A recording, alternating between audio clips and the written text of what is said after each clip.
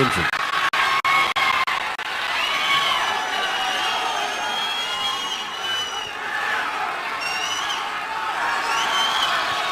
ఒక్క నిమిషం, కొంచెం నిశ్శబ్దం పాటించండి దయచేసి. కొంచెంసేపు నిశ్శబ్దం పాటించండి దయచేసి.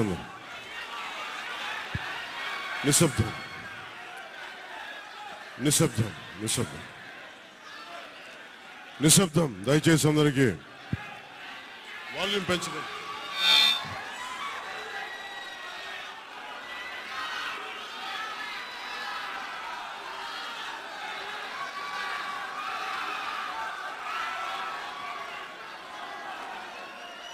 వాల్యూమ్ పెంచు. కొంచెం నిశ్శబ్దాన్ని పాటించండి దయచేసి. కొంచెం దయచేసి మాట వినిపించట్లా. Sound correction.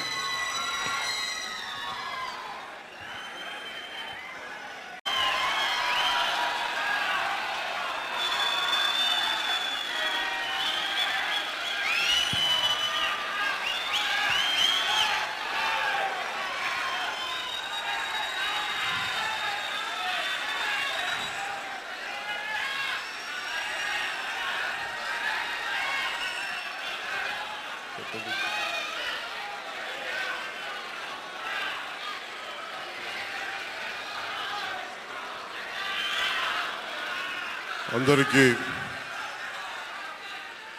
చాలా చారిత్రాత్మకమైన రోజు ఇది.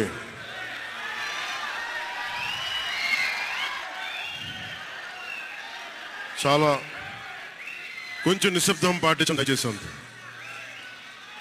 దయచేసి నిశ్శబ్దాన్ని పాటించండి దయచేసి. నుంచున్న దయచేసి కూర్చోండి. మీరు వీడియోలు తీయకండి ప్లీజ్. దయచేసి కూర్చోండి. ఏదో ఒకటి చేయండి. మీరు కూర్చోవాలి, ఏదో ఒకటి చేయండి. చాలా ఆంధ్రప్రదేశ్ 5 కోట్ల మంది ప్రజలు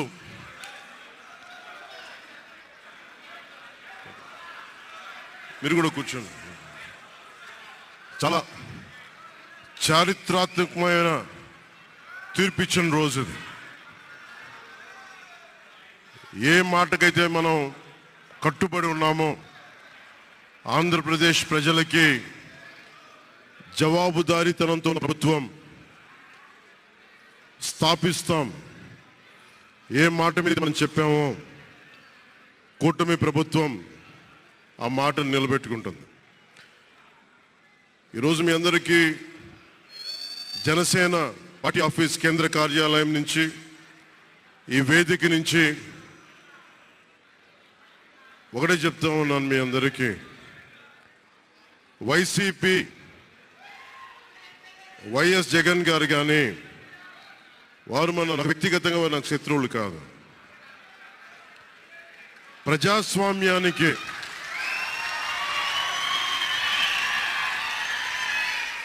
ఇది ఓడిపోయారు కదా అని చెప్పి జనసేన నాయకులుగా గుర్తుపెట్టుకోవాల్సింది. ఇది కక్ష సాధింపు సమయాలు కాదు. 5 కోట్ల మంది ప్రజల కోసం పనిచేసే సమయం ఇది. 5 కోట్ల మంది పైచులకు ఆంధ్రప్రదేశ్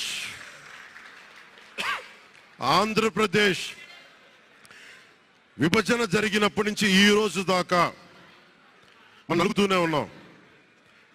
ఆ రోజులు అయిపోయినాయి, ఆ చీకటి రోజులు అయిపోయినాయి. ప్రతి ఒక్కరం బాధ్యతతోటి భవిష్యత్తు తరాల కోసం బాధ్యతని భుజాల మీద వేసుకొని చాలా బాధ్యతాయుతంగా జవాబుదారీతనంతో కూడిన రాజకీయ ప్రభుత్వం, రాజకీయ మనకి ఆలోచన విధానం ఉంటుంది.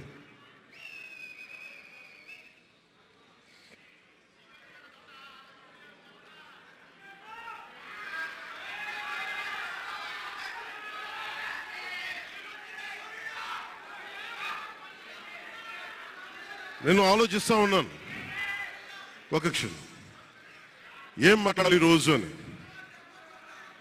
ఒక నిమిషం, ఏం మాట్లాడాలి ఈరోజు అని అనుకుంటా ఉన్నాను. నా జీవితంలో ఎప్పటిదాకా విజయం తెలియదు నాకు.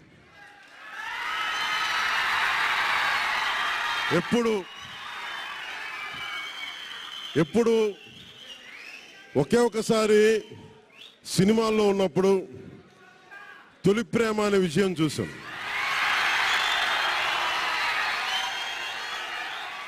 ఆ తర్వాత నాకెవ్వరు నేను విజయం సాధించానని కానీ డబ్బులు వచ్చినాయని కానీ ఏ ఒక్క సినిమా విజయం చెప్పలే నాకు.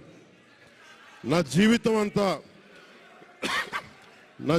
అంతా ఎప్పుడు కూడా దెబ్బలు తింటానో, మాటలు పడతానో, తిట్టించుకుంటానో.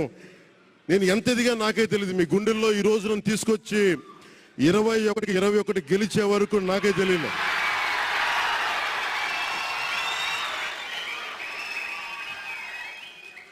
భారతదేశంలో 100కి 100% కొట్టామంటే జనసేన.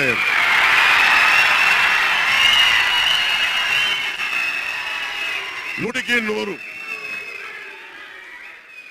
ఇది ఎందుకు ఈ విజయం జనసేన లేదంటే జన సైనికులు, వీర మహిళలో జనసేన నాయకులది కాదు, కేవలం వారిదే కాదు, 5 కోట్ల మంది ప్రజల ఆకాంక్షదే. మార్పు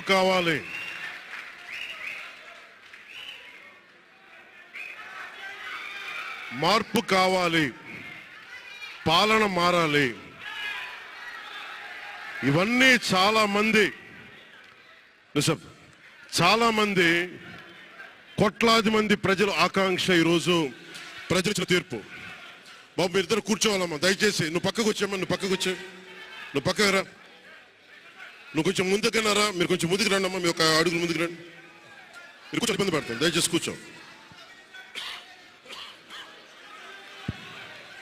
కూర్చోవాలయ్యా, మీరు కూర్చోవాలి. మీరు మొత్తం సభ ఆపేస్తున్నారు. మీరు సాగర్ పక్కర. ఇది మనందరికీ చాలా జాగ్రత్తగా ఉండాల్సిన సమయం. ఇది కక్ష సాధింపుల సమయం కాదు. ఇది ఆంధ్రప్రదేశ్ భవిష్యత్తుకి బలమైన పునాది వేసే సమయం. అది అన్నం పెట్టే రైతుకి అండగా ఉండే సమయం. ఇది రక్షణ లేని ఆడబిడ్డలకి రక్షణ కల్పించే సమయం. ఇది ఆడబిడ్డల్ని, మహిళల్ని వారి కాళ్ళ మీద వాళ్ళు నిలబడగలిగేలా చేసే సమయం. ఇది నేను ఈరోజు ప్రభుత్వ ఉద్యోగులు కూడా మాటిస్తున్నాను. కంట్రిబ్యూటరీ పెన్షన్ స్కీమ్ నేను చెప్పాను, నేను బాధ్యత తీసుకున్నాను, నేను మర్చిపోలా. ఏరు దాటాక తెప్ప తగిలేసే రకం కాదు నేను. కాంట్రిబ్యూటరీ పెన్షన్ స్కీమ్ దానికి సరి సమానంగా అది కానీ మీకు న్యాయం వచ్చేలాగా సంవత్సరం లోపు తీసుకొస్తాను అని మాట ఇచ్చాం. తీసుకొచ్చి తీరుతాం. ఆ మాట మీకు ఇస్తున్నాం. మెగా డిఎస్సి నోటిఫికేషన్ విడుదల చేయించే బాధ్యత మనం తీసుకుందాం. యువత విలవిల్లాడిపోతా ఉన్నారు, యువత నలిగిపోతా ఉన్నారు. మీ చదువులకి తగ్గ ఉద్యోగాలు కానీ, మీ స్కిల్స్ని పెంపొందించి మీకు ఉద్యోగాలు కానీ, నేను మీకు చెప్తున్నా, నాకు చాలా పెద్ద బాధ్యత ఇచ్చారు ప్రజలు. ఈ రోజున మామూలు బాధ్యత ఇవ్వాల. గెలిచింది, పోటీ చేసింది 21, 2 పార్లమెంట్లు గెలిచింది 100%.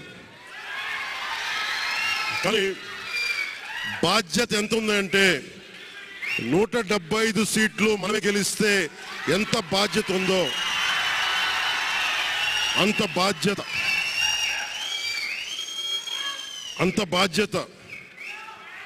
బాధ్యతతో మేము పనిచేస్తాం.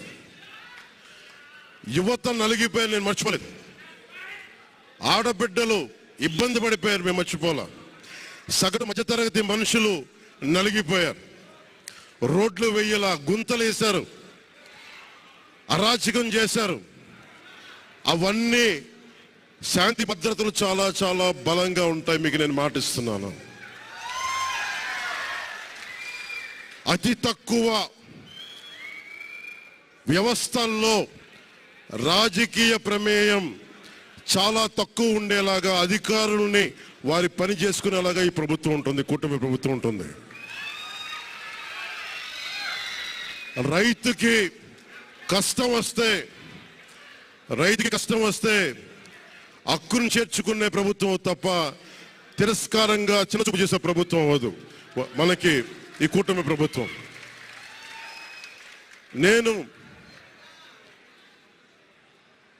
నాకు రాజకీయాలు డబ్బు అవసరం లేదు. నేను మీకు మళ్ళీ చెప్తున్నాను. మీకు డబ్బుల కోసం, పేరు కోసం రాజకీయాల్లోకి రాలేదు. మీలా నలిగిపోతారు చూస్తారా ప్రతి ఒక్కళ్ళు. సగటు మనిషి మాకు ఎవడు ఉండేంటి, నా కులం లేదు, మతం లేదు, నా కష్టాన్ని ఎవరు చూడరేంటని ప్రతి ఊర్లో ఉండే ఒక సగటు మనిషి అనుకుంటాడు. ఆ మనిషి కష్టాలు నేను చూసిన వాడిని. ఆ మనిషికి భుజం కాయడానికి నేను వచ్చాను రాజకీయాల్లో.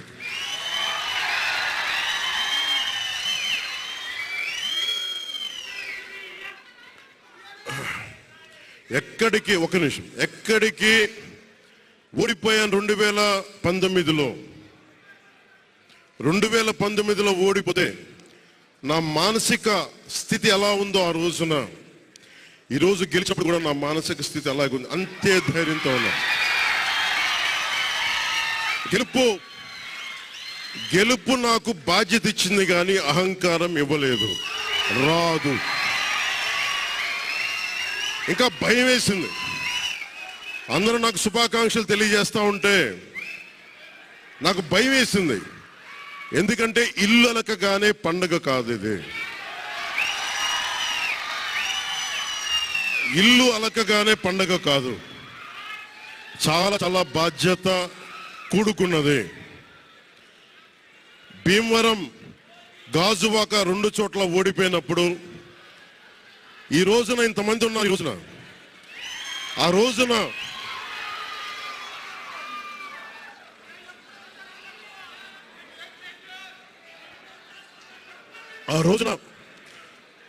నా పక్కన నన్ను నమ్ముకున్న కొద్దిమంది తప్ప, కానీ నాకు ఒకటే అనిపించింది, నేను పరాజయం చూసి భయపడను, ఓటమి చూసి భయపడను.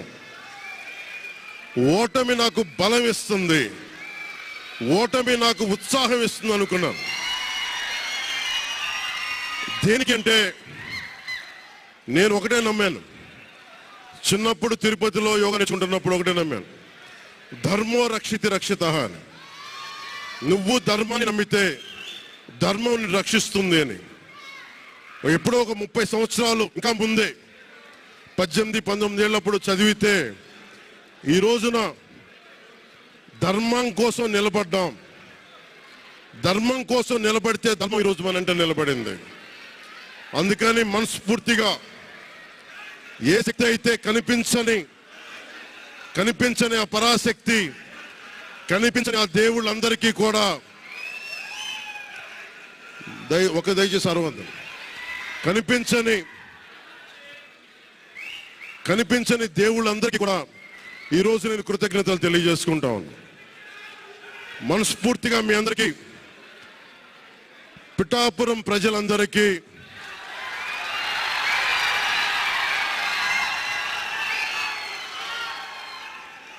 మీరు పిఠాపురం పురజనులకి, పెద్దలకి, ఆడపడుచులకి, అక్క చెల్లెలకి, యువతులకి, కథం తొక్కిన యువతకి, కథం తొక్కిన జన సైనికులకి, జనసేన నాయకులకి, తెలుగుదేశం నాయకులకి, తెలుగుదేశం శ్రేణులకి,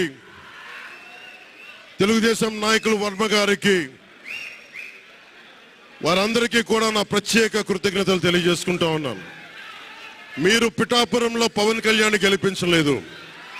కేవలం పిఠాపురం ప్రజలు పవన్ కళ్యాణ్ ఒక్కడిని గెలిపించలేదు, 5 కోట్ల మంది ప్రజల్ని గెలిపించారు మీరు.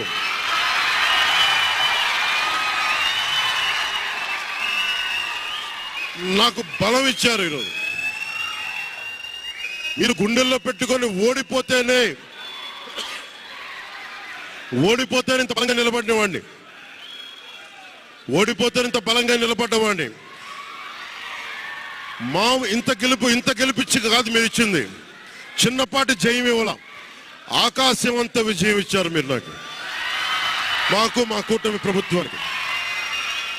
ఇది గుండెల్లో పెట్టుకుంటాం, నిలబడతాం, నిర్మాణాత్మకంగా పనిచేస్తాం. మీ కష్టాలలో మీ ఇంట్లో ఒకటిలాగా నేను ఉంటాను, మీ అందరికీ మాటిస్తున్నాను.